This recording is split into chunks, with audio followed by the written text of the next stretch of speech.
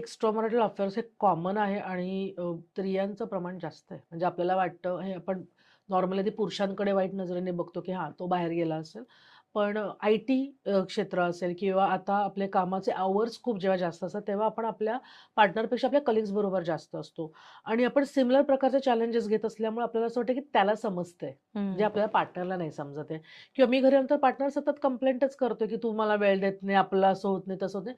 पण तिथे मला तो कम्फर्ट झोन आहे. हं. त्यामुळे नकळतपणे त्या व्यक्तीबद्दल आकर्षण वाटणं, हं. तो समजतोय म्हटलं तिथे मोकळं होणं सुरू होतं.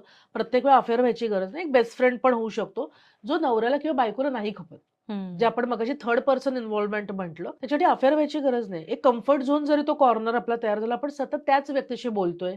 घरी आल्यानंतर रात्री फोनवर त्याच व्यक्तीला सगळं सांगतोय. तर तो एक खूप कॉमनली मी आजकाल बघते. त्याच्यानंतर मूल असण्या नसण्यामुळे पण येणारे प्रॉब्लेम्स मी खूप कॉमनली बघते. कारण ओके. की एकत्र ठेवणारे बॉन्ड कमी होत चाललेत. हं. वेळ, पॅरेंटल स्ट्रेस आणि मूल मोस्टली आजकाल कपल्स आयदर एक किंवा मोस्टली नाही, अशा हं. ह्याच्याकडे पण त्यांचा कल वाढत चाललाय.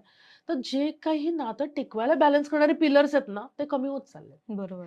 मग ते जसे कमी होत चालले बरं अगेन पैसा इतका जास्त आहे लोकांकडे, की त्याचा आता कंटाळा आलाय. हं. त्याचं युटिलायझेशन करायला वेळच नाही. त्यामुळे एकमेकाला वेळ न देणं हा पण एक खूप कॉमन प्रॉब्लेम आहे. आणि त्याच्यातनं होणारे गैरसमज.